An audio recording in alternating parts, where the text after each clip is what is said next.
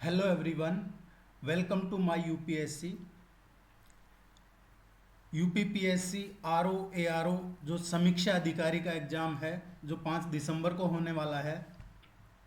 आज से उसके टेस्ट सीरीज शुरू कर रहे हैं हम, प्रैक्टिस टेस्ट। आपके आने वाले दिनों में जो 5 दिसंबर को एग्ज़ाम है, तब तक आपको मिनिमम 20 प्रैक्टिस टेस्ट करवाए जाएंगे। आपका जो भी जितना भी जनरल स्टडीज़ का सिलेबस है वो पूरा कवर करवाया जाएगा। कोशिश रहेगी आपको मोस्ट इम्पोर्टेंट जितने भी क्वेश्चंस बन रहे हैं आपके सिलेबस के अकॉर्डिंग, वो आपको यहाँ प्रोवाइड करवाए जाएंगे। रेगुलर टेस्ट होंगे, अब जितने भी टेस्ट होंगे उनके पीडीएफ आपको प्रोवाइड करवा दिए जाएंगे। आप चैनल को सब्सक्राइब कर लीजिए। टारगेट है 135, मिनिमम 135 तो टारगेट अचीव करना है। और ये टारगेट है जो आप रेगुलर टेस्ट देखिए, यहाँ पे आपका टारगेट 100% अचीव हो जाएगा। एक आपसे ये एडवाइस रहेगी कि अगर आपने आज तक जितना भी पढ़ लिया है या रिवाइज कर लिया है, अब नया शुरू न करें। यही बेस्ट और राइट टाइम है प्रैक्टिस टेस्ट देने का। आने वाले जो 25 डेज हैं, इनमें आप मैक्सिमम प्रैक्टिस टेस्ट दें। आपका कॉन्फिडेंस बिल्डअप होगा और आपको एग्ज़ाम में क्वेश्चन टैकल करने की, आपका टाइम मैनेजमेंट की, ये सभी क्वालिटीज़ आप में बिल्ड होंगी। और यही एग्ज़ाम में इम्पोर्टेंट है। 100% सिलेबस कोई भी कवर नहीं कर पाता है, और अगर किसी ने कर भी लिया तो वो सेटिस्फाई नहीं होता है। कितना सेटिस्फाई है वो सभी जानते हैं। 100% सिलेबस जो इस तरीके के बड़े एग्जाम्स होते हैं उनमें करना ठीक भी नहीं रहता है। आप अपना बेस्ट एनालाइज कीजिए कि किस टॉपिक में से कितना कवर करना है, किस सब्जेक्ट को। और अगर किसी सब्जेक्ट में आपको प्रॉब्लम भी है तो उसको आप छोड़ दीजिए, अब तक नहीं पढ़ा है तो। बाकी रिवीजन पे और करंट अफेयर्स पे फोकस कीजिए। आयोग ने आपके सामने डेमो रख दिया है, और अगर वो डेमो आपने अभी तक नहीं देखा है तो आप हमारी वेबसाइट myupsc.com पे जाके देख सकते हैं, या आपको नीचे लिंक प्रोवाइड करवा दिया जाएगा। मैं किस डेमो की बात कर रहा हूँ? जो आयोग ने अभी प्रीलिम्स का एग्ज़ाम लिया है, प्रीलिम्स के एग्ज़ाम में आपको डेमो दिया है कि किस तरीके से पेपर आने वाले हैं। आप जो पीसीएस का एग्ज़ाम लगा है अभी प्रीलिम्स का, उसका पेपर ज़रूर देखिए। उससे आपको एक डेमो जैसा पता चल जाएगा कि आने वाले टाइम में अब आयोग ने ये भी क्लियर कर दिया है कि करंट अफेयर्स के क्वेश्चन जरूर आएंगे। 10 to 15 क्वेश्चन आप करंट अफेयर्स के मान के चलिए। तो ये आपसे रिक्वेस्ट रहेगा कि पिछले 6 महीने में, पिछले 6 महीने का करंट अफेयर्स आप कम से कम जरूर कवर करें। पिछले 6 महीने में जितने भी, चाहे वो प्राइम मिनिस्टर की विजिट्स रही हो, समिट हो, कॉन्फ्रेंस हो, या जो भी गवर्नमेंट की स्कीम रही हो, चाहे वो यूपी गवर्नमेंट की हो, सेंट्रल गवर्नमेंट की हो, या गवर्नमेंट के जो भी कोई करंट अफेयर से रिलेटेड रहे हों, और आप अपने लेवल पे कीजिए। आपको यहाँ पे एक करंट अफेयर्स का मास्टर वीडियो भी मिलेगा जिसमें पूरा करंट अफेयर कवर करवाया जाएगा, करंट अफेयर्स के प्रैक्टिस क्वेश्चन। आपको पीडीएफ भी मिल जाएगा उसका। आप चैनल को सब्सक्राइब कर लीजिए।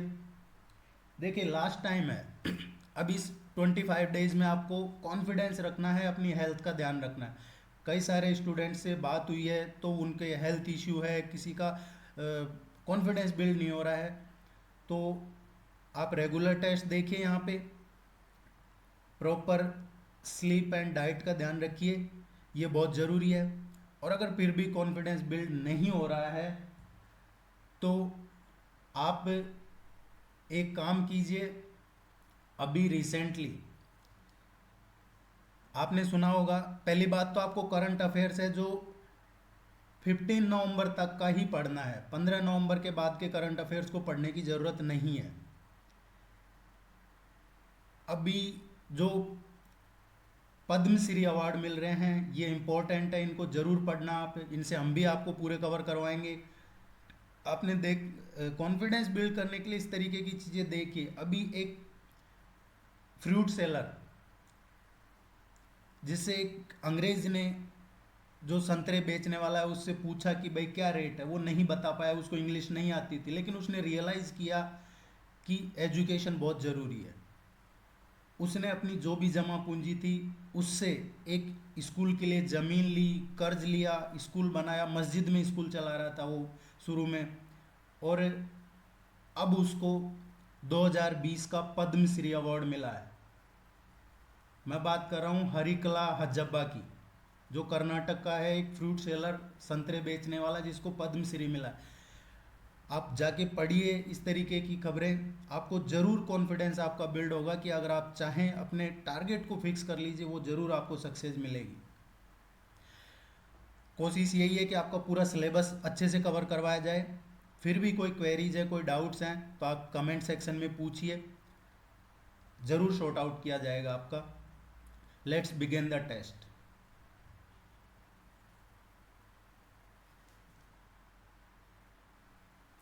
हाल ही में किस भारतीय बंदरगाह पर पहली बार radio over internet protocol ROIP system का उद्घाटन किया गया है? देखिए, ये जो ROIP है, radio over internet protocol system, ये अभी रिसेंटली किया है कोलकाता में। इसको कोलकाता में शुरू किया है, हुगली नदी पे, जहाँ पे विशेष रूप से जो तूफान और ख़राब मौसम की वजह से कम्युनिकेशन नहीं बन पाता है। तो ये जो रेडियो ओवर इंटरनेट प्रोटोकॉल की बात कर रहे हैं, ये दो तरफ का रेडियो संचार कम्युनिकेशन है।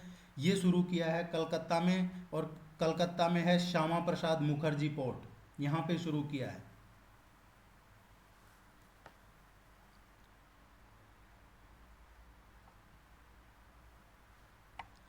महात्मा गांधी राष्ट्रीय फेलोशिप के संदर्भ में कौन सा कथन सही है? आपको क्वेश्चन को चाहे 2 बार पढ़ना पड़े, लेकिन अच्छे से पढ़ना है। क्वेश्चन को पहले समझना है, फिर उसको सॉल्व करना है। कई बार हम क्वेश्चन को अच्छे से जल्दबाजी में पढ़ लेते हैं, सॉल्व नहीं कर पाते, अच्छे से गलतियां हो जाती है। यह fellowship Sankalp skill acquisition and knowledge awareness for livelihood promotion programme के तहत प्रदान की जाती है। ये सही है। फेलोशिप की पात्रता हेतु आवेदक के पास किसी भी विश्वविद्यालय से PhD की डिग्री होना आवश्यक है। देखिए, ये सही नहीं है। इसके लिए PhD की डिग्री नहीं चाहिए महात्मा गांधी राष्ट्रीय फेलोशिप के लिए। इसके लिए सिर्फ ग्रेजुएशन की डिग्री काफ़ी है। स्नातक की डिग्री होना चाहिए किसी भी मान्यता प्राप्त विश्वविद्यालय से। इसका आंसर होगा केवल 1, ये गलत है।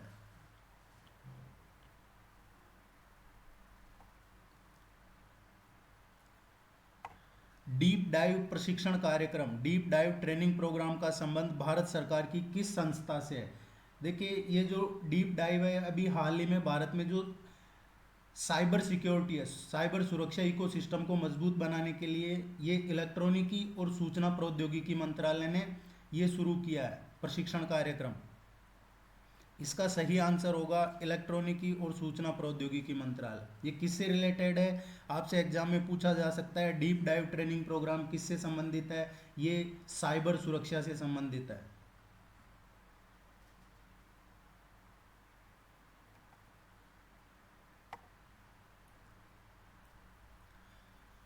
हाल ही में आरंभ किए गए कृषि उड़ान 2.0 के संबंध में निम्नलिखित में से कौन सा कथन सही है? यह कृषि उड़ान योजना के उन्नत संस्करण को आई क्लास और इन्वेस्ट इंडिया के सहयोग से तैयार किया गया। ये बिल्कुल सही है। जो कृषि उड़ान 2.0 है, ये आई क्लास और इन्वेस्ट इंडिया की सहयोग से तैयार किया गया है। यह हवाई परिवहन द्वारा कृषि उत्पादों की आवाजाही को सुविधाजनक बनाने और उसे प्रोत्साहित करने की एक प्रमुख योजना है। ये स्टेटमेंट भी करेक्ट है। सो इसका सही आंसर होगा सी।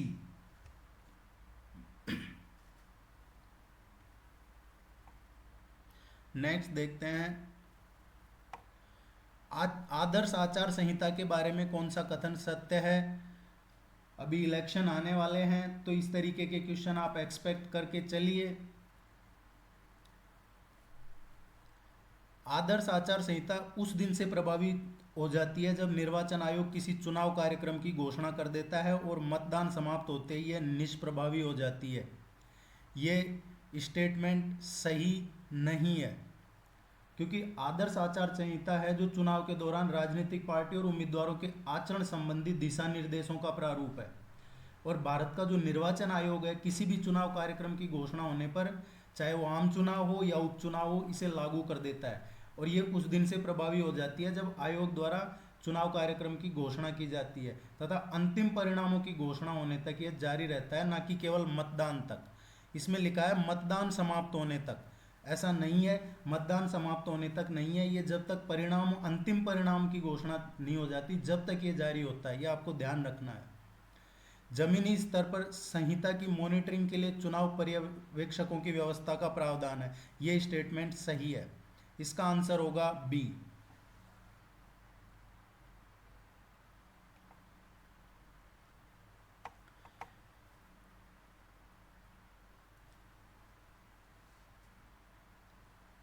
एक पत्थर के शिलालेख में अशोक ने कर के बारे में बताया है, टैक्स के बारे में बताया है एक शिलालेख में। यह शिलालेख कौन सा है? देखिए, अशोक ने एक पत्थर के शिलालेख में, जिस शिलालेख में टैक्स के बारे में बताया है, वो है रूमिंडी स्तंभ शिलालेख।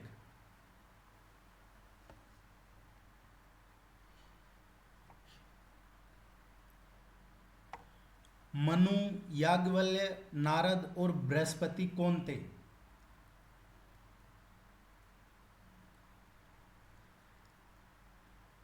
ये भारतीय, प्राचीन भारत में ये कानूनज्ञ थे। जो एंशियंट टाइम था उसमें ये भारत के प्राचीन टाइम के कानूनज्ञ थे।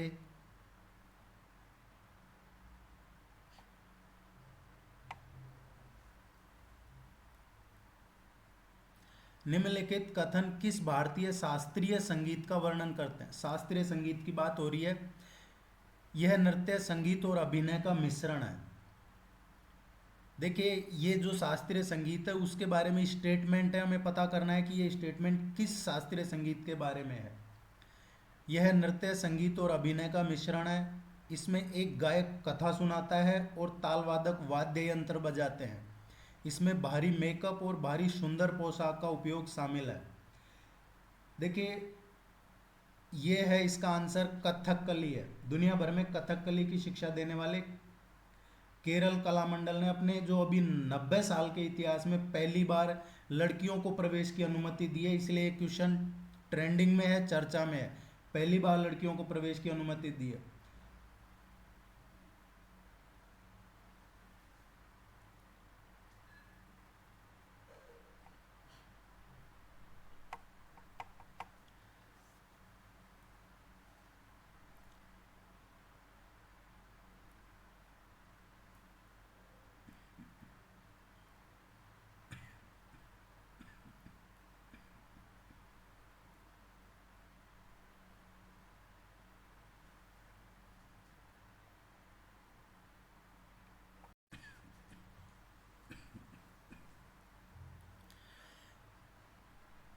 नेक्स्ट देखते हैं, क्षय रोग के संबंध में निम्नलिखित में से कौन सा कथन सत्य है?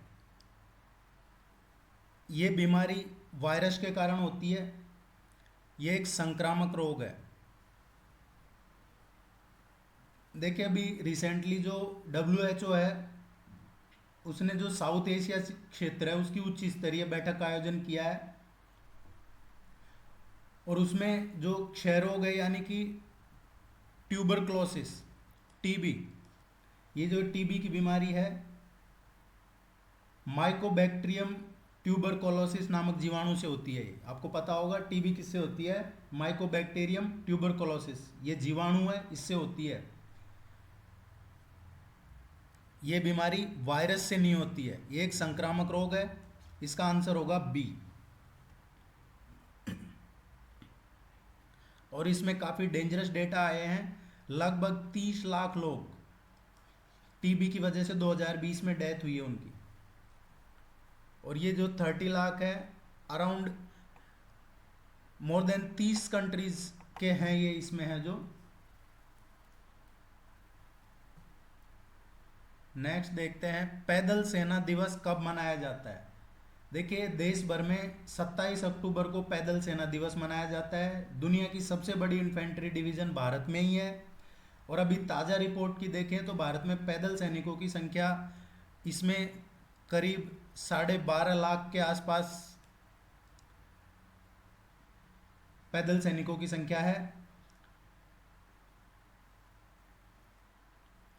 इसका आंसर होगा 27 अक्टूबर।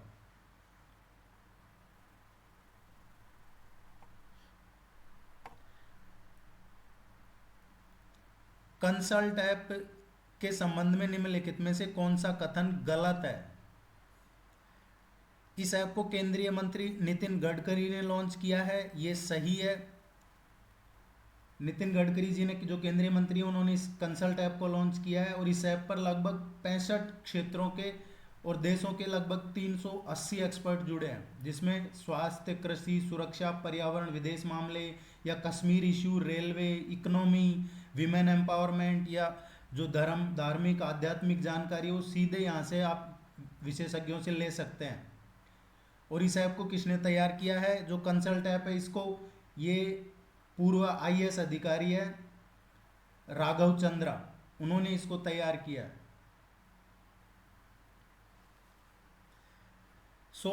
ये तीनों स्टेटमेंट सही है। इसका जो आंसर होगा कि कौन सा स्टेटमेंट सही नहीं है, इस ऐप के माध्यम से उपलब्ध करवाई जाने वाली सेवा पूर्णतया फ्री है। इसमें पूर्णतया फ्री नहीं है, इसमें जो शुरू का 1 मिनट है, शुरू का 1 मिनट आपको फ्री होगा, बाद में थोड़ा बहुत कुछ चार्ज देना पड़ेगा जो एक्सपर्ट्स के खाते में जाएगा। ये स्टेटमेंट गलत है।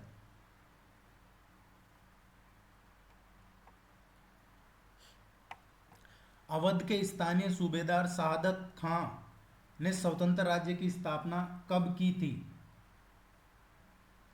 देखिए, जो ये अवध के जो स्थानीय सूबेदार थे, शहादत खान ने जो स्वतंत्र राज्य की स्थापना की थी, वो की थी 1732 ईस्वी में।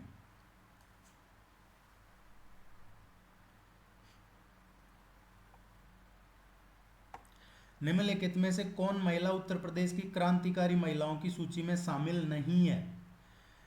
उत्तर प्रदेश में जो भी रिवॉल्यूशनरी मूवमेंट हुए, उनमें जो महिलाओं का पार्टिसिपेशन था, उसमें बेगम हजरत महल का नाम आता है टॉप पे,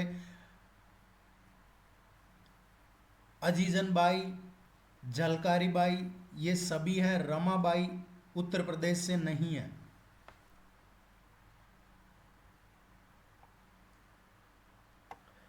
उत्तर प्रदेश के किस शहर में भारतीय राष्ट्रीय कांग्रेस का 3 बार अधिवेशन हुआ था? इंडियन नेशनल कांग्रेस का 3 बार अधिवेशन उत्तर प्रदेश के किस शहर में हुआ था? वो हुआ था इलाहाबाद में जो प्रयागराज है।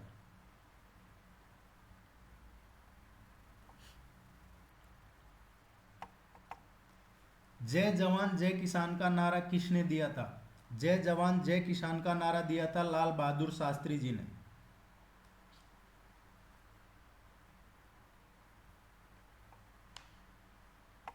इनमें से कौन सा स्टेटमेंट सही नहीं है? उत्तर प्रदेश राज्य विधानमंडल का द्वितीय या उच्च सदन विधान परिषद होता है, ये स्टेटमेंट सही है। विधान परिषद के सदस्यों की संख्या विधानसभा सदस्यों की संख्या के 1/3 से अधिक नहीं होनी चाहिए, ये स्टेटमेंट सही नहीं है। विधान परिषद के सदस्यों का चुनाव अप्रत्यक्ष रूप से होता है। विधान परिषद के सदस्य मनोनीत भी किए जाते हैं, तो बी इसका सही आंसर होगा। बी सही स्टेटमेंट इनकरेक्ट है। उत्तर प्रदेश लोकसभा से कितने सदस्य चुने जाते हैं? उत्तर प्रदेश लोकसभा से जो सदस्य चुने जाते हैं लोकसभा के लिए, वो है 80।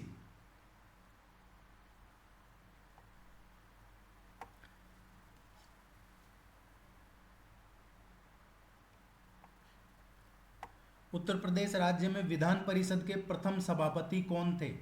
विधान परिषद के जो प्रथम सभापति थे वो थे चंद्रबाल। ए इसका सही जवाब है।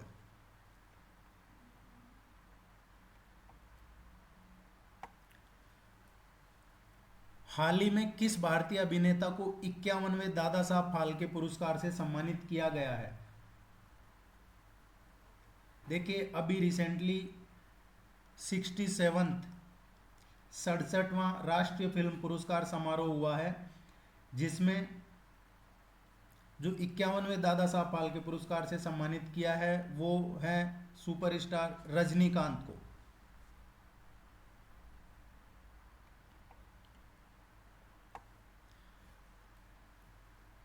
कोंकण शक्ति अभ्यास किन दो देशों के बीच आयोजित किया जाता है? कोंकण शक्ति अभ्यास भारत और यूनाइटेड किंगडम, इन्होंने अभी 2021 में एक आयोजित हुआ है। और ये क्वेश्चन ट्रेंडिंग में इसलिए है क्योंकि ये ऐसा पहली बार हुआ है 2021 में। ये कोंकण शक्ति अभ्यास की संयुक्त अभ्यास में सेना के तीनों अंगों ने भाग लिया और इसलिए इसे ट्राई सर्विस एक्सरसाइज भी बोलते हैं। ट्राई सर्विस एक्सरसाइज, कोंकण शक्ति अभ्यास, इसको आप ध्यान में रखना, ऐसा पहली बार हुआ है।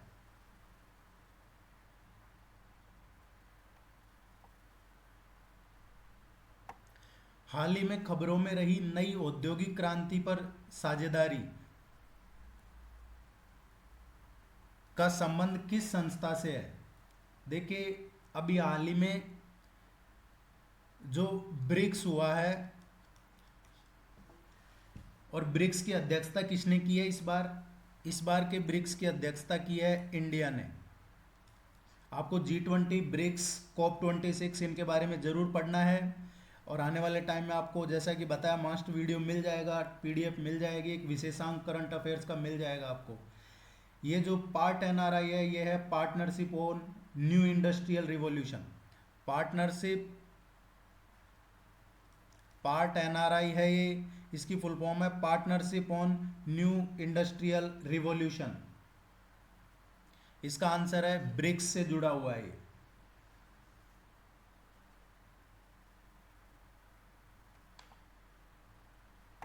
भैंस की बन्नी नस्ल मुख्य रूप से किस क्षेत्र में पाई जाती है?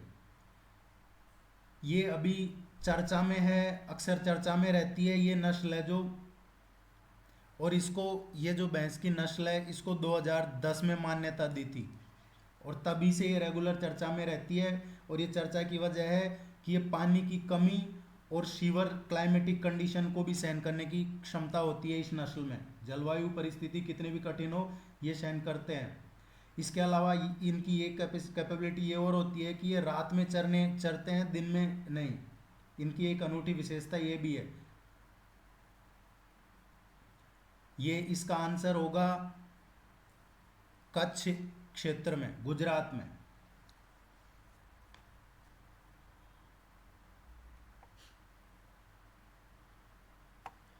अंतर्राष्ट्रीय सौर संगठन, इंटरनेशनल सोलर अलायंस,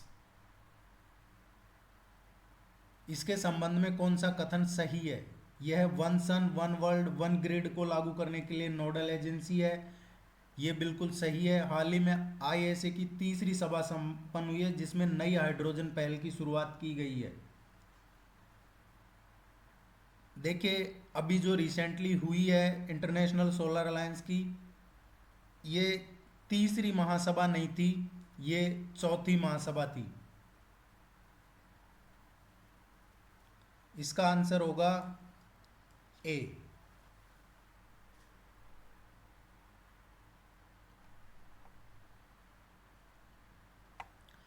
हाल ही खबरों में रहा केलानिया राजा महाविहार कहाँ स्थित है? ये क्वेश्चन एक्सपेक्टेड है, आपके एग्जाम में इम्पोर्टेंट है क्योंकि अभी रिसेंटली कुशीनगर एयरपोर्ट का सुना होगा आपने। प्राइम मिनिस्टर भी गए थे, नरेंद्र मोदी, उन्होंने कुशीनगर में अंतर्राष्ट्रीय हवाई अड्डे का उद्घाटन किया है। और उस अवसर पे जो श्रीलंका से आए हैं प्रतिनिधि, उन्होंने कुछ मुराल पेंटिंग्स वगैरह भी भेंट की थी। और जो वो मुराल पेंटिंग्स प्राइम मिनिस्टर को भेंट की है ये राजा महाविहार में श्रीलंकाई कलाकार ने चित्रित की है।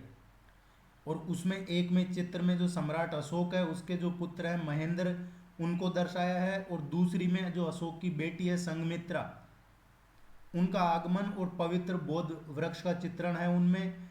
और ये महात्मा बुद्ध जो पीपरवाह अवशेष हैं उनको भारत लाया गया है। सो इसका करेक्ट आंसर होगा ये है श्रीलंका में।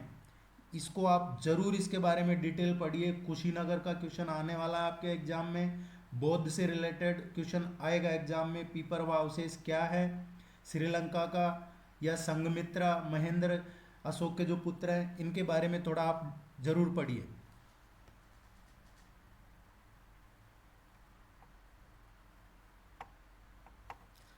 निम्नलिखित कथनों पर ध्यान दीजिए, इनमें से कौन सही है वो देखना है। संपूर्ण स्मृति साहित्य पूर्व वैदिक साहित्य है, ये सही है। संपूर्ण स्मृति साहित्य वैदिक साहित्य है, ये पूर्व वैदिक साहित्य है। इसका आंसर केवल फर्स्ट होगा।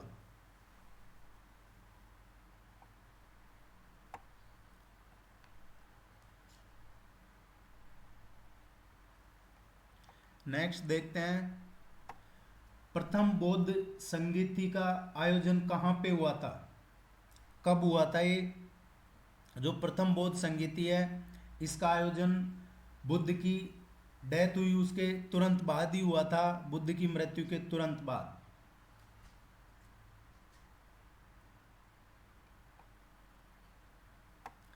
निम्नलिखित में से कौन अशोक के मेरठ और टोपरा शिलालेखों को दिल्ली ले गया था।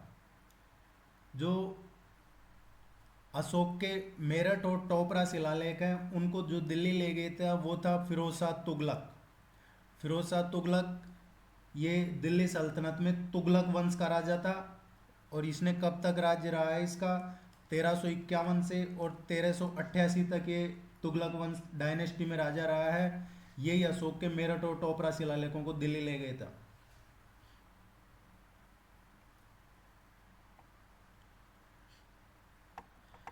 निम्नलिखित में से पारसी गणितज्ञ और प्रसिद्ध रबायत का रचयिता कौन है। देखिए जो पारसी गणितज्ञ और प्रसिद्ध रबायत इसका रचयिता है ओमर खय्यम।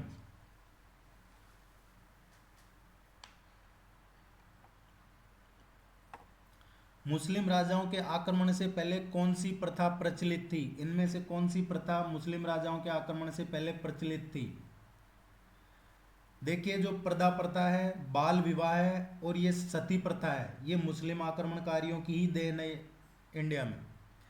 कौन सी, बाल विवाह, सती प्रथा और प्रदा प्रथा, ये तीनों है जो इन्हीं मुस्लिम आक्रमणकारियों की देन है। मुस्लिम राजाओं के अपहरण से महिलाओं और लड़कियों को बचाने के लिए हिंदुओं ने प्रदा प्रथा, बाल विवाह, सती प्रथा, जोहर प्रथा प्रारंभ की थी। बाकी मुस्लिम आक्रमणकारियों से पहले भारत में कोई प्रथा भारत में थी नहीं। इससे पहले अगर कोई प्रथा थी वो सिर्फ स्लेव प्रथा थी, दास प्रथा। डी इसका करेक्ट आंसर होगा। ये सभी मुस्लिम आक्रमणकारियों की देन है। हिंदुओं ने उन आक्रमणकारियों से अपनी महिलाओं को, लड़कियों को बचाने के लिए प्रदा प्रथा, बाल विवाह, सती प्रथा या जोहर ये शुरू की थी प्रथाएं।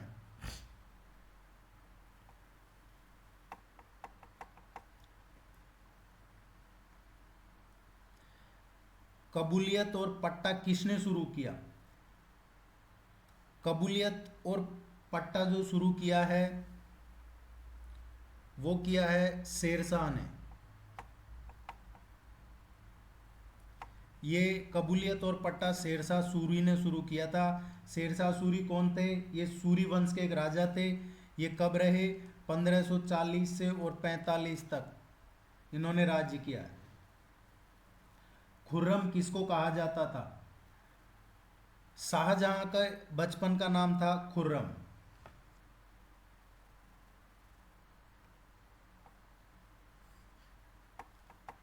इनमें से कौन सा कथन गलत है।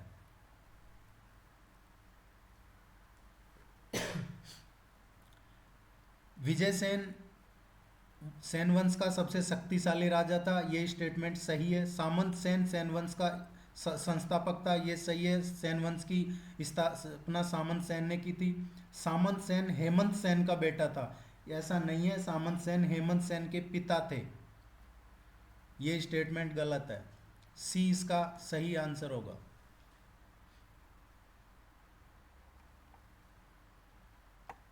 निम्नलिखित में से लॉर्ड माउंटबेटन का सर्वाधिक विवादास्पद कार्य कौन सा था। लॉर्ड माउंटबेटन ने कौन सा जो सबसे ज्यादा कंट्रोवर्शियल काम था, ये था उन्होंने जो शक्तियों के हस्तांतरण की तिथि को बदल दिया था।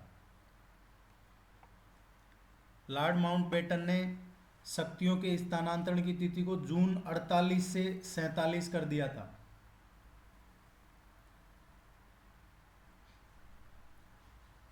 उन्होंने 30 जून 1948 को पेश किया जाना था, लेकिन उन्होंने इसको 4 जुलाई 1947 को पेश किया। शक्ति स्थानांतरण जो इंडियन इंडिपेंडेंस बिल है ब्रिटिश पार्लियामेंट में, और ये 4 जुलाई को पेश किया और 15 अगस्त को भारत को स्वतंत्रता मिली। इनमें से किसको सीमांत गांधी बोला जाता है? सीमांत गांधी बोलते हैं खान अब्दुल गफ्फार खान को। खान अब्दुल गफ्फार खान है, इनका जन्म ब्रिटिश भारत के पंजाब प्रांत में हुआ था, और इन्होंने जो स्वतंत्रता आंदोलन में उनमें उसमें सक्रिय रूप से पार्टिसिपेट किया था। इनको भारत रत्न से भी सम्मानित किया है। कब मिला है भारत रत्न? 1987 में खान अब्दुल गफ्फार खान को भारत रत्न मिला है। ये महात्मा गांधी के अनुयायी भी थे।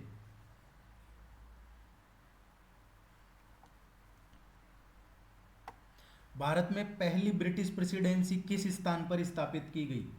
भारत में जो पहली ब्रिटिश प्रेसिडेंसी थी वो अंग्रेजों ने स्थापित की थी 1612 में, और ये कब तक अस्तित्व में रही? ये 1687 तक एग्जिस्टेंस अस्तित्व में रही। इसके बाद इसको बॉम्बे स्थानांतरित कर दिया इस प्रेसिडेंसी को। ये थी सूरत प्रेसिडेंसी, सबसे पहली प्रेसिडेंसी।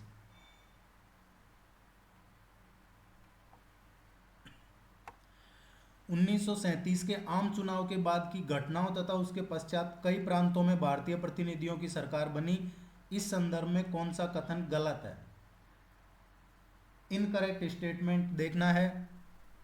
इन चुनावों में कांग्रेस सफल रही जबकि मुस्लिम लीग बुरी तरह असफल रही, ये सही है। उत्तर पश्चिमी सीमांत प्रांत में कांग्रेस सबसे बड़ी पार्टी उभर के आई, ये भी सही है। 1937 के इलेक्शन की बात हो रही है। कम्युनिस्ट पार्टी तथा कृषक प्रजा पार्टी ने पंजाब और बंगाल में सरकार बनाई थी, ये भी सही है। कांग्रेस के कुशासन व अत्याचारों को दर्शाने के लिए जिन्ना ने पीरपुर रिपोर्ट तैयार की थी।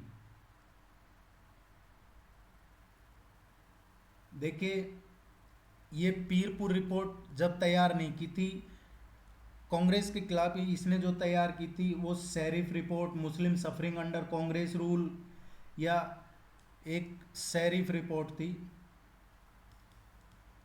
शरीफ रिपोर्ट ये तैयार की थी। तो ये इनकरेक्ट स्टेटमेंट है।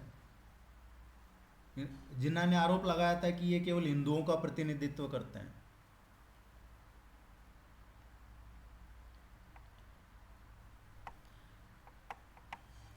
निम्नलिखित में से किन लोगों ने होम रूल मूवमेंट की स्थापना की? होम रूल मूवमेंट की स्थापना इनमें से किसने की? देखिए, जो होम रूल मूवमेंट है ये भारत में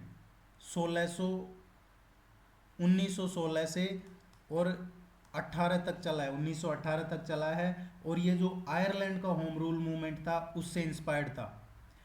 इसमें स्थापना की है बाल गंगाधर तिलक और एनी बिसेंट ने।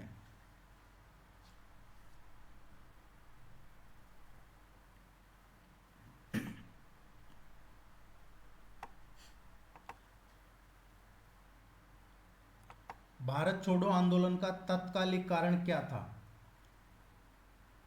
इमीडिएट रीजन क्या थे भारत छोड़ो आंदोलन के? भारत छोड़ो आंदोलन का तत्कालिक कारण जो था वो था 1942 का क्रिप्स मिशन।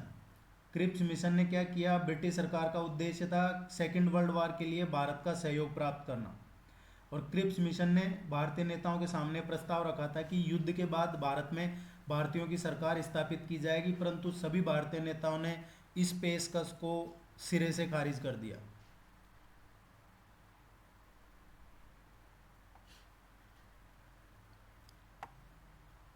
बाईस अक्टूबर 1937 को जो वर्धा शैक्षणिक सम्मेलन आयोजित किया गया, इस सम्मेलन में कौन सा प्रस्ताव पारित नहीं किया गया? इनमें से कौन सा प्रस्ताव पारित नहीं किया गया था? देखिए, जो वर्धा शैक्षणिक सम्मेलन हुआ था उसमें राष्ट्रीय स्तर पर 7 साल तक निःशुल्क और अनिवार्य शिक्षा प्रदान की जाए, ये पारित हुआ था। शिक्षा का माध्यम मातृभाषा होनी चाहिए। इन 7 वर्षों के दौरान शिक्षा भारत के प्राचीन गौरवशाली इतिहास पर केंद्रित होनी चाहिए, ये ऐसा नहीं पारित किया था। इस व्यवस्था के द्वारा पारिश्रमिक अर्जित किए जाएंगे, ये तो था। सी इसका करेक्ट आंसर है।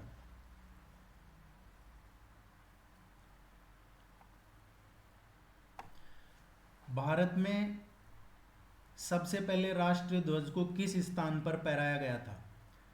जो राष्ट्रीय ध्वज है सबसे पहले फहराया गया था ये 1906 में। किसने फहराया था? ये फहराया था सुरेंद्रनाथ बैनर्जी ने। कहाँ फहराया था? ये कोलकाता में फहराया था।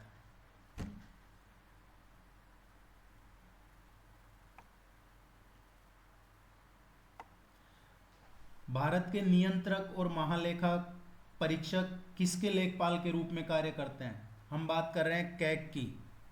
भारत के जो कंट्रोलर और अटॉर्नी जनरल हैं, नियंत्रक और महालेखा परीक्षक, ये किसके लेखपाल के रूप में कार्य करते हैं? ये केंद्र और राज्य सरकारें दोनों के लेखपाल के रूप में कैग काम करते हैं।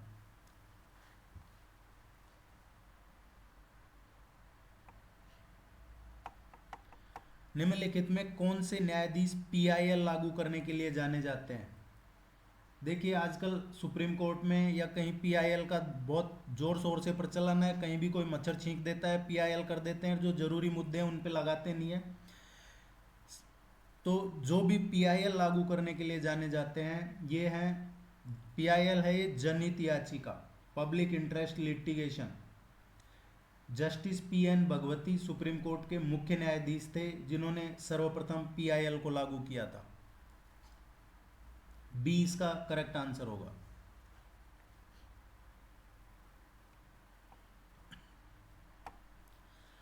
उत्तर पूर्व भारत में निम्न प्रजातियों में कौन सा जंगलों में पाए जाते हैं? ये बात हो रही है नॉर्थ ईस्ट इंडिया की। नॉर्थ ईस्ट इंडिया में कौन से जंगलों में पाए जाते हैं? इनमें से टोके गेको, लाल पांडा, हुलाक गिब्बन, ये नॉर्थ ईस्ट इंडिया में पाए जाते हैं। जबकि जो शेर की पूंछ वाला मकाक है ये नॉर्थ ईस्ट इंडिया में नहीं है, ये वेस्टर्न घाट में है। ये वेस्टर्न घाट में पाई जाती है। ये बंदर है, बंदर की प्रजाति है। बाकी टोको गेको है, ये छिपकली की एक प्रजाति है। लाल पांडा, हुलॉक गिब्बन, ये नॉर्थ ईस्ट इंडिया में पाए जाते हैं।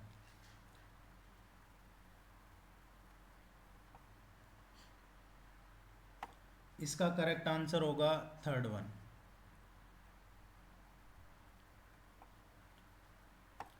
नामदापा राष्ट्रीय उद्यान कहाँ है? देखिए जो नामदापा राष्ट्रीय उद्यान है इसकी स्थापना हुई 1983 में और ये भारत के उत्तर पूर्व है। मैं बात कर रहा हूँ नॉर्थ ईस्ट इंडिया का सबसे बड़ा राष्ट्रीय उद्यान है नामदापा राष्ट्रीय उद्यान।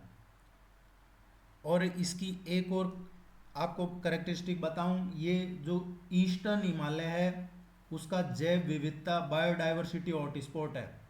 क्वेश्चन आ सकता है ईस्टर्न हिमालय का बायोडाइवर्सिटी हॉटस्पॉट कौन सा है? तो यही नामदापा राष्ट्रीय उद्यान है और ये भारत का सबसे बड़ा, तीसरा सबसे बड़ा राष्ट्रीय उद्यान है। ये है अरुणाचल प्रदेश में। ये आपको ध्यान रखना है। 1983 नॉर्थ ईस्ट का सबसे बड़ा राष्ट्रीय उद्यान है। ये ईस्टर्न हिमालय का बायोडाइवर्सिटी हॉटस्पॉट है और ये भारत का तीसरा सबसे बड़ा राष्ट्रीय उद्यान है, अरुणाचल प्रदेश में। लाल डेड या लल्ला योगेश्वरी किस पंथ की अनुयायी थी? ये कश्मीरी जो शैव धर्म है उसकी अनुयायी थी और इसको त्रिक शास्त्र भी कहा जाता है जिसकी स्थापना वासुगुप्त ने की थी। जो कश्मीरी शैववाद है उसको त्रिक शास्त्र भी बोलते हैं जिसकी स्थापना वासुगुप्त ने की थी। ये ध्यान रखना आपको।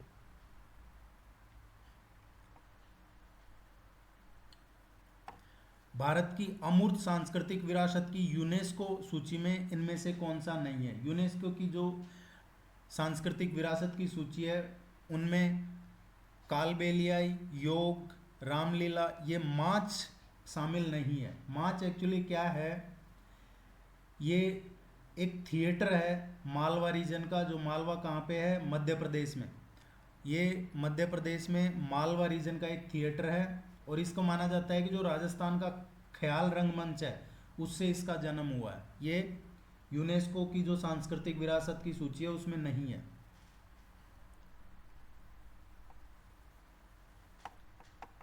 विश्व की सर्वाधिक जनसंख्या वाला धर्म कौन सा है? विश्व में अभी जो एक अध्ययन के अनुसार लगभग अप्रोक्सीमेट 32% जो पॉपुलेशन है वो ईसाई धर्म की है। इसके बाद मुसलमान, मुस्लिम, देन नास्तिक, फिर हिंदू और बाद में बौद्ध धर्म के अनुयायी है। सबसे ज़्यादा है 32% ईसाई धर्म के।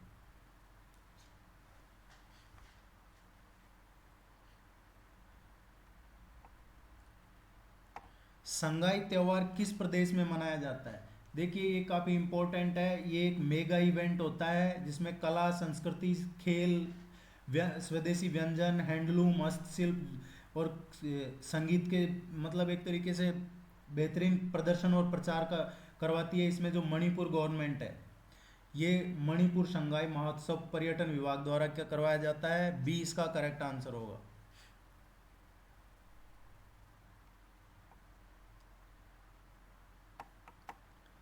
निम्नलिखित में कौन सा गुरु नानक का जन्म स्थान है? इनमें से कौन सा गुरु नानक का जन्म स्थान है? देखिए जो गुरु नानक है उनका जन्म 1469 में हुआ था खत्री परिवार में, और वो सिख धर्म के संस्थापक हैं। सिख धर्म के संस्थापक थे गुरु नानक। इनका जन्म हुआ था ननकाना साहिब में, खत्री परिवार में।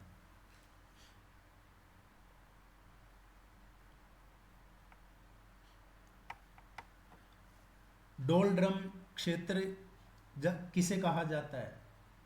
देखिए जो डोल ड्रम क्षेत्र है ये भूमध्य रेखीय सागर में पाया जाता है, और भूमध्य रेखीय जो सागर है उसमें भूमध्य रेखा के दोनों साइड जो 10 डिग्री अक्षांश है, जहाँ पे निम्न वायुदाब की पेटी है, यहाँ जो पवन है वो शांत होती है और इसे शांत पेटी या डोलड्रम भी कहते हैं। भूमध्य रेखीय क्षेत्र को शांत पेटी या डोलड्रम कहते हैं। वर्ल्ड ज्योग्राफी का क्वेश्चन है ये। मोचा कॉफी के लिए प्रसिद्ध मोचा शहर कहाँ पे है? ये कॉफी काफ़ी फेमस है और ये मोचा शहर है, ये मोचा बंदरगाह भी है। जहाँ की कॉफ़ी फेमस है ये शहर ही नहीं है, मोचा बंदरगाह भी है। ये यमन का एक बंदरगाह है। बी इसका सही आंसर है।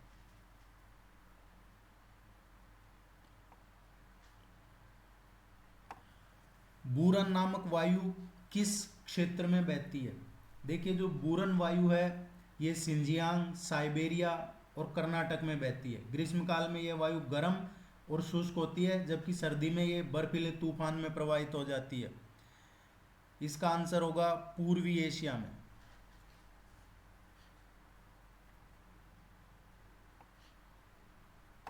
म्यांमार की अंतर्राष्ट्रीय सीमा किस देश के साथ नहीं लगती है? आपको जब भी ज्योग्राफी पढ़ें, मैप लेके पढ़ें, या ये टेस्ट में भी आप मैप लेके बैठें, इससे आपको अच्छे से कवर हो जाएगा।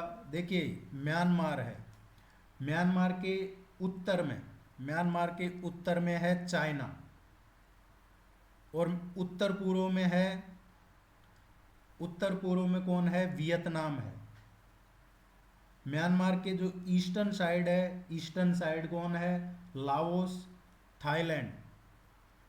जबकि जो दक्षिण पूर्व में इंडिया है। और म्यांमार की जो वेस्टर्न साइड की सीमा है अंडमान सागर और बांग्लादेश और अंडमान सागर से लगती है। इनमें से किस देश के साथ सीमा नहीं लगती है? म्यांमार की सीमा, अंतर्राष्ट्रीय सीमा अगर नहीं लगती है तो ये वियतनाम से नहीं लगती है। उत्तर पूर्व में है लेकिन सीमा नहीं लगती है।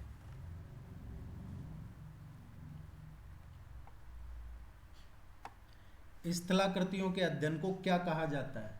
जो स्थलाकृति है इसके वैज्ञानिक अध्ययन को भूगर्भ शास्त्र कहा जाता है।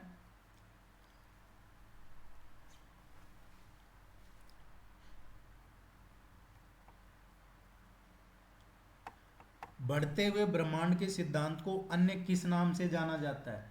देखिए, ये बिग बैंग थ्योरी है,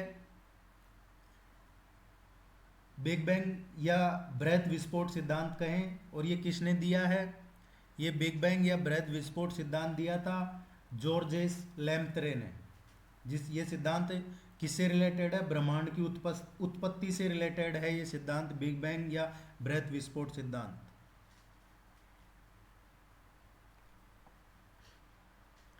निम्न में से कौन सा भारत का पेट्रोकेमिकल सेंटर नहीं है? पेट्रोकेमिकल केंद्र इनमें से कौन सा नहीं है? देखिए, कोयली, जामनगर, मंगलोर ये पेट्रोकेमिकल केंद्र हैं। राउरकेला जो है, राउरकेला पेट्रोकेमिकल केंद्र नहीं है। ये राउरकेला टेक्सटाइल टेक्सटाइल उद्योग है।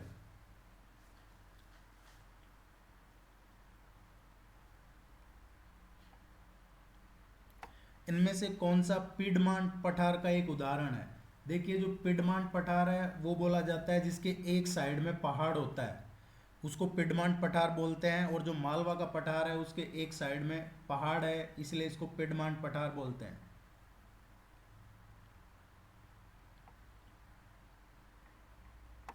प्रसिद्ध हिल स्टेशन कोडाई कनाल कहाँ पर स्थित है?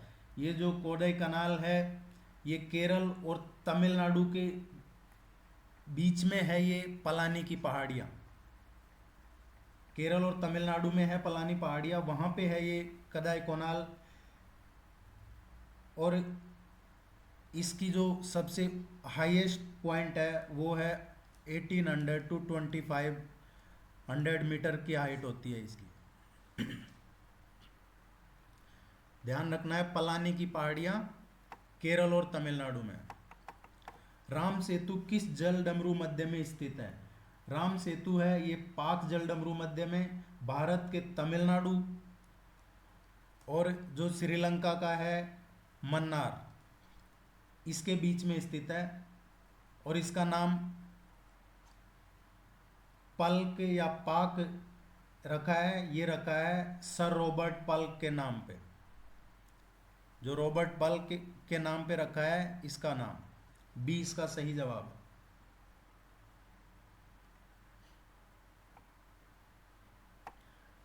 राजस्थान की झामर कोटड़ा खदान किस खनिज के लिए प्रसिद्ध है?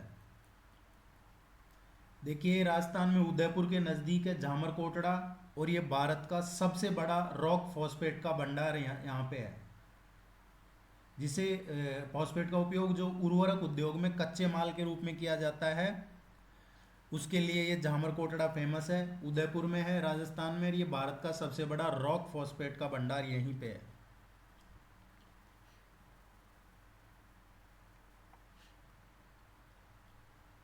शंकराचार्य ने किस दर्शन के ऊपर टीका लिखी? देखिए, अभी रिसेंटली प्राइम मिनिस्टर ने की विजिट रही है यहाँ पे। ये इस तरीके के इम्पोर्टेंट क्वेश्चंस होते हैं। शंकराचार्य ने किस दर्शन के ऊपर टीका लिखी? ये है उत्तर मीमांसा।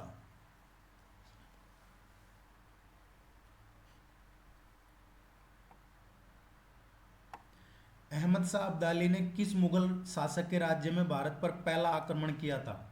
अहमद शाह अब्दाली ने जब भारत में आक्रमण किया था वो किया था 1748 में, पहला आक्रमण। उस समय तक पहले मराठाओं के आघात और बाद में नादिर शाह के आक्रमण से दिल्ली की सत्ता वैसे ही कमज़ोर हो चुकी थी। हालांकि अहमद शाह अब्दाली अपने जो उसने प्रथम आक्रमण किया था उसमें सक्सेस नहीं हुआ था, असफल रहा था। ये किया था मोहम्मद शाह के टाइम।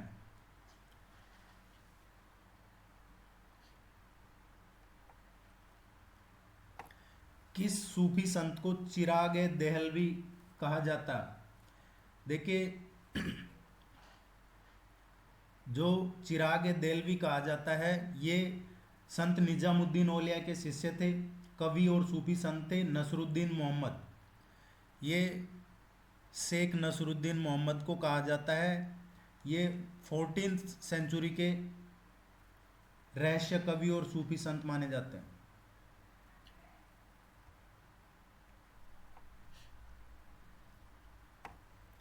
किस राजा ने तंबाकू पर रोक लगा दी थी? तंबाकू पर किसने रोक लगा दी थी? ये तंबाकू पे रोक लगाई थी जो अकबर का बेटा था जहांगीर। ये अकबर का बेटा था जहांगीर, इसने तंबाकू पर रोक लगाई थी। और ये मुगल साम्राज्य का चौथा राजा था जिसने 1605 से और 1627 तक जहांगीर ने राज किया। इसने एक सजा निर्धारित कर दी थी तंबाकू पीने वालों के लिए।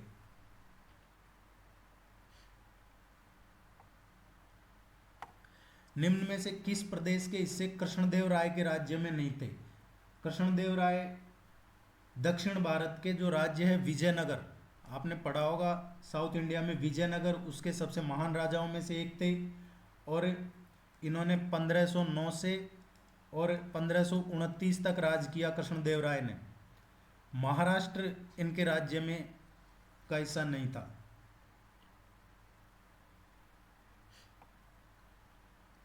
निम्नलिखित में से कौन सा कोयला उत्पादन कोल इंडिया लिमिटेड के दायरे से बाहर है? देखिए अभी काफ़ी लोड शेडिंग, शटडाउन वगैरह, या थोड़े टाइम पहले इलेक्ट्रिसिटी काफ़ी प्रॉब्लम्स आई थी, कटौती शुरू हो गई थी। कई जगह लोगों ने अफवाहें या यूं कहें अननेसेसरी पैनिक क्रिएट करने की कोशिश की कि कोयला ख़त्म हो गया है। कुछ जगह प्रॉब्लम्स थी भी। तो ये क्वेश्चन आप एक्सपेक्ट करके चलिए कि इस तरीके के क्वेश्चन एग्जाम में आएंगे, चाहे किसी भी तरीके से पूछा जाए क्वेश्चन कुछ भी रहे, लेकिन कोल इंडिया लिमिटेड कोयले से रिलेटेड कहाँ कोयले की कहाँ ज़्यादा माइंस हैं, खदानें हैं, किस स्टेट में कौन सी ज़्यादा फेमस है, ये आपको पढ़ना ही है। कोल इंडिया लिमिटेड है, ये सरकारी कोयला खनन कंपनी है। इसकी स्थापना कोल इंडिया लिमिटेड की 1975 में की थी। और इसका हेडक्वार्टर कहाँ है कोल इंडिया लिमिटेड का? इसका हेडक्वार्टर है कोलकाता में। देखिए जो कोल इंडिया लिमिटेड के दायरे से बाहर है वो है सिंगरानी, जो तेलंगाना में है।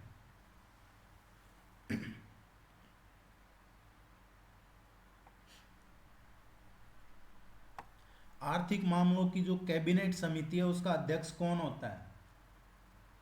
देखिए ये होती है CCEA, cabinet committee on economic affairs. इसका काम होता है लगातार आर्थिक प्रवृत्तियों की समीक्षा करना, साथ ही देश के लिए एक सुसंगठित आर्थिक ढांचा तैयार करना। और ये विदेश निवेश सहित आर्थिक क्षेत्र में सभी नीतियां और गतिविधियों को निर्देशित करती है CCEA। इसके जो अध्यक्ष होते हैं वो प्राइम मिनिस्टर होते हैं खुद। अभी आर्थिक मामलों की जो कैबिनेट समिति है उसके अध्यक्ष प्रधानमंत्री है।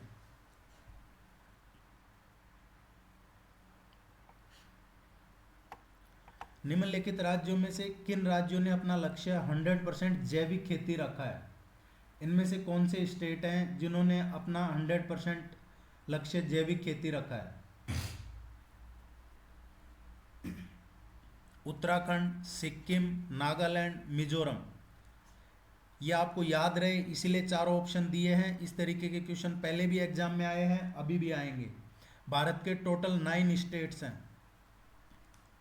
जिन्होंने जैविक खेती के नियम बनाए हैं।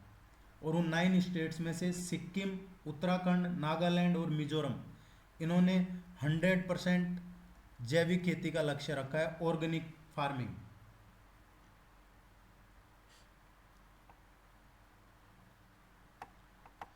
स्थिरता के साथ वृद्धि किस पंचवर्षीय योजना का उद्देश्य थी? स्थिरता के साथ वृद्धि है ये तीसरी पंचवर्षीय योजना का उद्देश्य था, स्थिरता के साथ वृद्धि।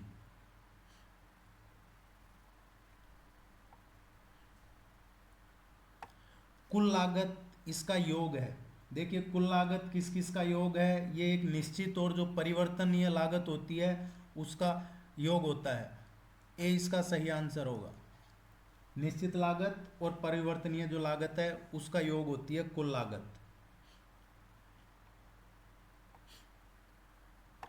भारतीय खाद्य निगम की स्थापना कब हुई? जो भारतीय खाद्य निगम है इसकी स्थापना हुई है 1965 में। ये भारतीय खाद्य निगम अधिनियम आया था 1964 में, उसके बाद ही इसकी स्थापना 65 में हुई है।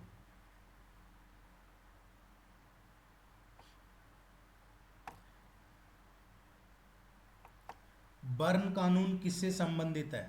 देखिए ये काफ़ी चर्चा में है पूरी दुनिया में। अभी ये कानून है जो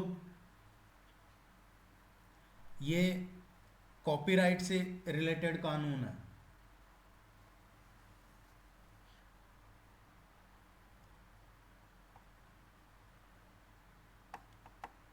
सरकार कितनी फसलों के लिए न्यूनतम समर्थन मूल्य निश्चित करती है? सरकार टोटल कितनी फसलों के लिए न्यूनतम समर्थन मूल्य तय करती है? गवर्नमेंट 25 फसलों के लिए न्यूनतम समर्थन मूल्य तय करती है।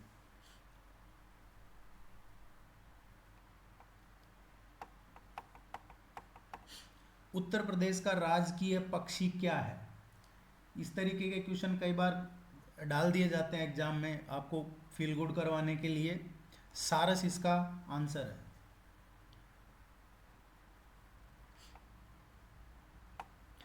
उत्तर प्रदेश राज्य के मिर्जापुर, सोनभद्र, बुंदेलखंड और प्रतापगढ़ के क्षेत्र में उत्खनन की के दौरान किस काल के औजार एवं हथियार प्राप्त हुए हैं?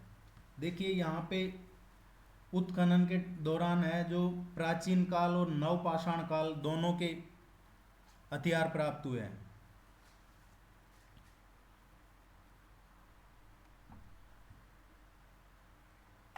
उत्तर प्रदेश राज्य के किस जनपद में तांबे की वस्तुएं मिली है? उत्तर प्रदेश राज्य के जिस जनपद में तांबे की वस्तुएं मिली है, मथुरा जनपद में तांबे की वस्तुएं मिली है, कानपुर में तांबे की वस्तुएं मिली है, मिर्जापुर में तांबे की वस्तुएं मिली है। इसका आंसर होगा डी।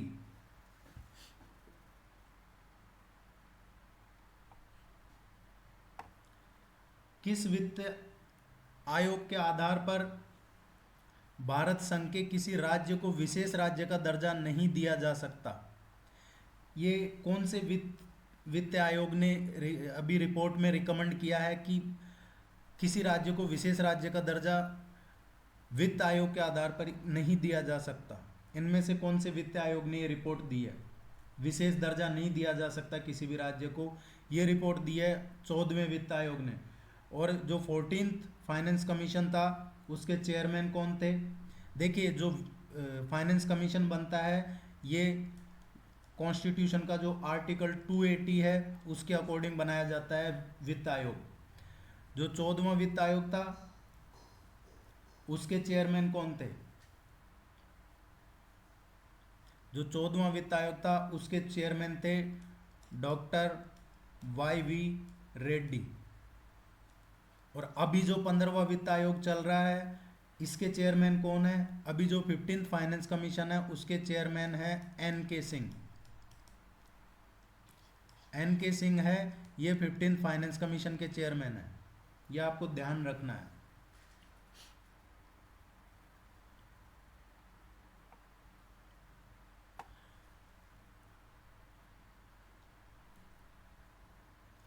प्रसाद का सिद्धांत भारतीय संविधान के कौन से अनुच्छेद में है? देखिए जो प्रसाद का सिद्धांत है ये होता क्या है? एक तरीके से ये अंग्रेजी मूल का है। इसका अर्थ होता है कि एक सिविल सेवक राष्ट्रपति या राज्यपाल के प्रसाद पर्यंत अपने पद पर बना रहेगा। ये एक सार्वजनिक नीति पे आधारित है क्योंकि सरकार अपने जो जितने भी प्रत्येक सिविल सर्वेंट्स है, IAS ऑफिसर वगैरह या PSC के ऑफिसर्स, उनसे सार्वजनिक जीवन में शालीनता और नैतिकता के कुछ मानकों का पालन करने की उम्मीद रखती है। और ये है आर्टिकल 310 में प्रसाद का सिद्धांत। ये ध्यान रखना आपको, आर्टिकल 310।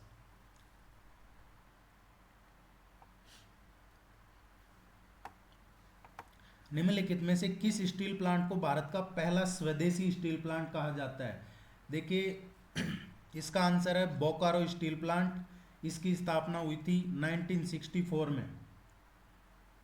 और ये कहाँ पे है बोकारो? ये बोकारो है झारखंड में।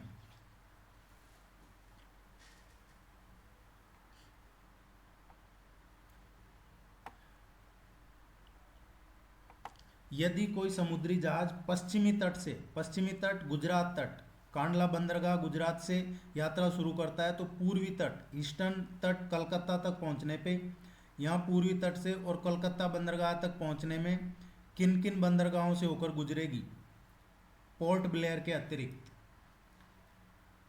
तो देखिए जो समुद्री मार्ग है वो देखते हैं।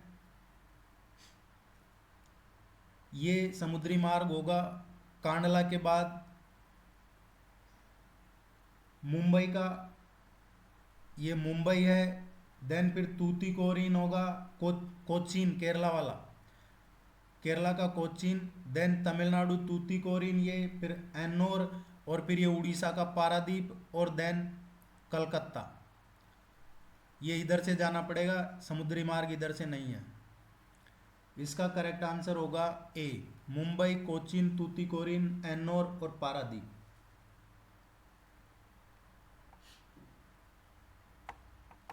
संसद के दो सत्रों के बीच अधिकतम अंतराल कितना हो सकता है? दो सेशन के बीच में जो मैक्सिमम अंतराल हो सकता है वो 6 मंथ का हो सकता है, क्योंकि अगर 6 महीने का भी अंतराल होता है तो मिनिमम 2 सत्र तो होने ही चाहिए। वैसे तो साल में संसद के 3 सत्र होते हैं, बजट सत्र, मानसून सत्र और शीतकालीन सत्र, 3 सत्र होते हैं, लेकिन अगर 6 महीने का भी अंतराल होता है तो 2 सत्र मिनिमम होने चाहिए।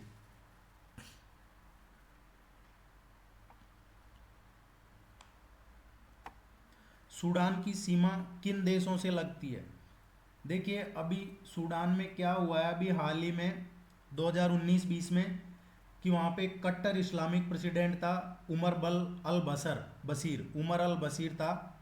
ये कट्टर इस्लामिक प्रेसिडेंट था, इसको हटा दिया है वहाँ से इसकी नीतियों की वजह से। और वहाँ पे जो सूडान है वो लोकतांत्रिक विकास की दिशा में प्रयास कर रहा है अब, इसीलिए ये चर्चा में है, क्योंकि उसकी जो पड़ोसी देश हैं वहाँ उसकी राजनीति उथल पुथल और कई संघर्ष से प्रभावित है, चाहे वो इथोपिया हो, चाड हो, दक्षिणी सूडान हो। और जो सूडान है अफ्रीका महाद्वीप में है। इसकी सीमाएं किन देशों से लगती है आप मैप में ज़रूर देखना। इसकी सीमा लाल सागर, Sahel region, horn of Africa, इनसे जुड़ी हुई है। इसका करेक्ट आंसर होगा इथोपिया और चाड से, केन्या से सूडान की सीमा नहीं लगती है।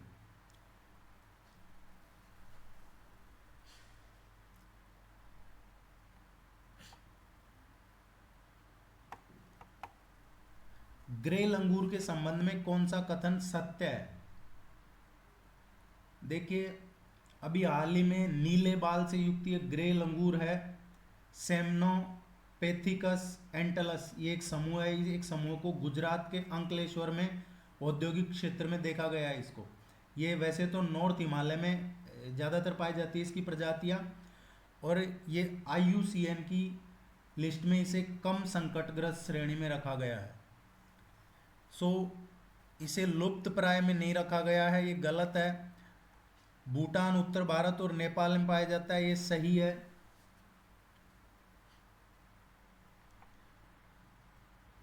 इसका करेक्ट आंसर होगा बी।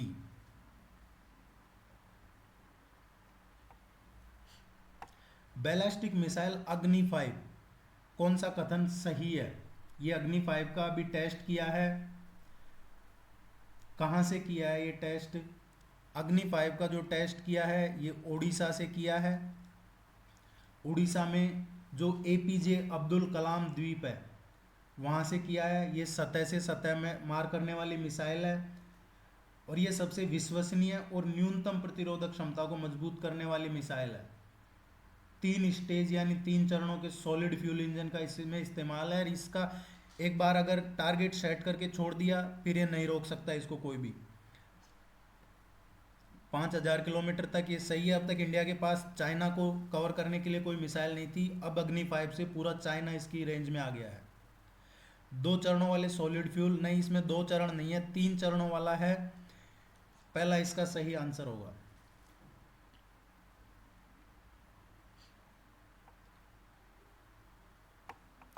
यह एक ऐसा प्रशासक था जिसमें मौलिकता थी, जिसने अनजाने ही मुगलों के लिए प्रशासनिक तंत्र का ऐसा ढांचा तैयार किया जिसे मुगल स्वयं बनाने में असमर्थ रहते हैं। ये किसके संदर्भ में कहा गया है? ये एक प्रसिद्ध लेखक रशब्रुक विलियम्स ने, रशब्रुक विलियम्स, इन्होंने कहा था। किसके बारे में कहा था? ये शेरशाह सूरी के बारे में कहा था। देखिए शेरशाह सूरी का क्वेश्चन आपके एग्जाम में एक्सपेक्टेड है। अफगान इश्यू चल रहा है, ये उसी से एसोसिएटेड है।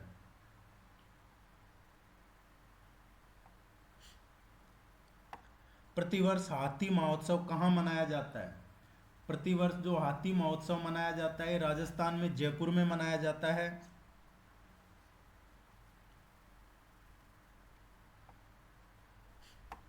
यदि कोई विधेयक संसद के एक सदन में पास हो जाए लेकिन दूसरे में लंबित हो तो संसद के दोनों सदनों की संयुक्त बैठक कितने समय के लिए बुलाई जा सकती है? देखिए, ऐसा राष्ट्रपति करते हैं दोनों सदनों की बैठक बुलाने का, और ये 6 महीने के अंदर अंदर बुलाई जा सकती है।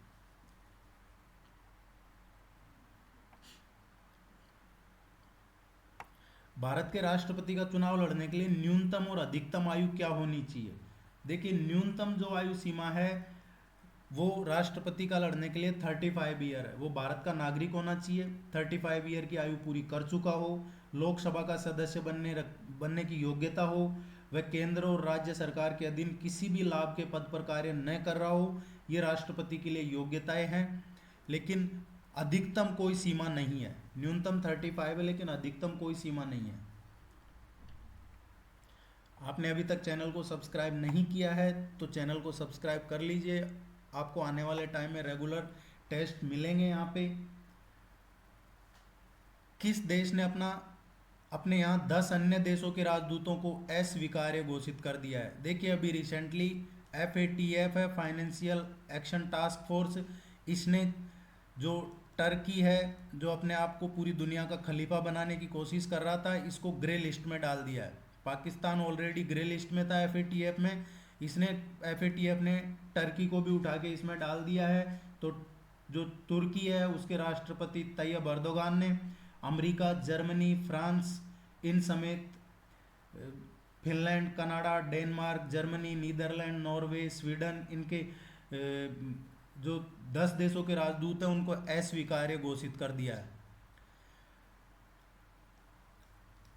उम्मीद है आपको ये यूजफुल लगे होंगे। All the very best, good luck, thank you very much.